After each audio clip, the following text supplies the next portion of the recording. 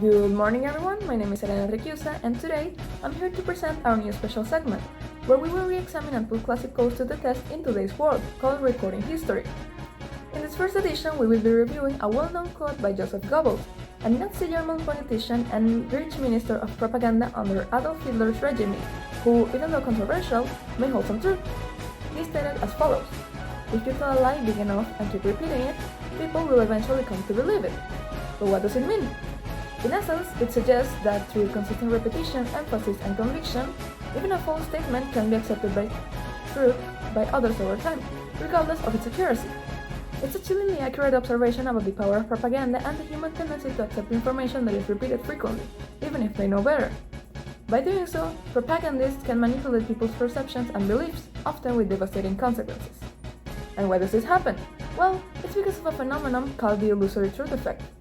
Research has shown that our brains are wired to respond to repetition and consistency as indicators of truth, prioritizing processing the information instead of evaluating it critically, mostly when it comes to widely spread information or misinformation. In today's age, this quote, while still definitely true, takes on new significance. But why? Well, let's hear it from our correspondent, Gómez. Hello Ariana, thank you for having me here today. This is an interesting quote to talk about. Even though the context has drastically changed, something completely normal, taking in consideration that it has been decades since Goebbels lived, the meaning of the quote remains clear and it can be applied to today's society. The reason is that in the modern society, surrounded by technology, masking lies as truth has become so much easier thanks to the appearance of social media. Despite having access to an infinite database, like the internet, people are commonly bothered to check if what they see in the net is true or not. This leads to a dangerous snowball effect, which consists in a constant flow of fake data and misinformation that keeps being shared all around the world. As more misinformation is reposted in social media, the snowball only gets bigger and bigger, until it becomes an established common fact. A similar example can be found in the existence of the Mandela effect, a phenomenon that happens when a numerous group of people has a shared memory about something that never happened. It doesn't have a specific cause, but some psychologists theorize that memories aren't based on experiences. Instead, they are based on the process that happens when a memory is created, in which a network of neurons is activated to transfer certain information to different parts of the brain. Then, the brain fills the gaps using logic and narrow memories, producing the Mandela effect.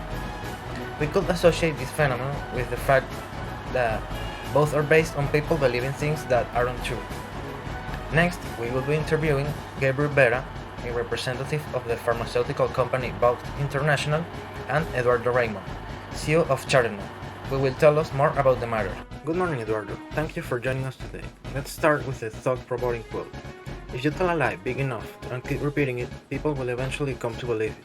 What are your thoughts on this? Yes, that quote is a sad truth, isn't it? Especially in the realm of social media. You see, we live in an age where misinformation spreads like wildfire, and well, the more outrageous the claim, the faster it travels. And once it's out there, it takes on a life on its own. So, you believe that misinformation can gain traction simply through repetition? Absolutely. Look, people are bombarded with content day in and day out. Their attention spans are also shorter than ever, and if you repeat a lie often enough, whenever it's about political figures, a product, or even a conspiracy theory, it starts to grow into their subconscious, and they stop questioning it, and it becomes their reality. But isn't it our responsibility as a social platform to combat misinformation? Oh, we try.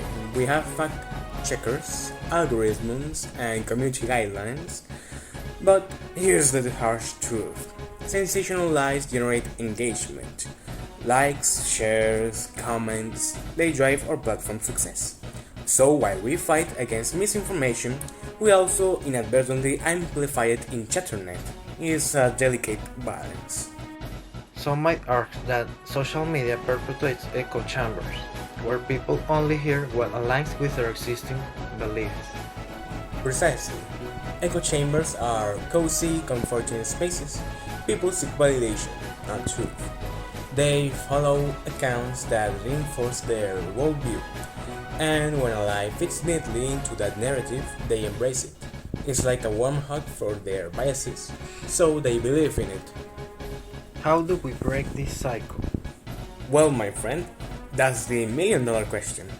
We need critical thinking to flourish, education, media literacy, and healthy skepticism, but let's face it, those aren't as viral as a juicy conspiracy theory, so we keep dancing on this tightrope, hoping that someday truth will outweigh fiction. Good morning, my name is Gabriel. I'm glad to have been invited here on this day as a representative of the pharmaceutical company Bot International.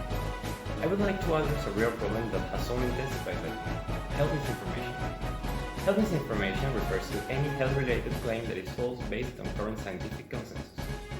Did you know that nearly half of health-related videos on TikTok contain misleading information?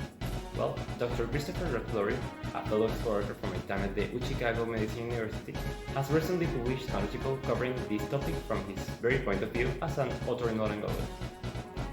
He made an analysis about the number of content creators not involved with the profession, and discovered almost half of the videos come from non-medical influencers, content creators with more than 10,000 followers who did not identify themselves as medical professionals. These videos sometimes promote genuinely dangerous treatments, he added.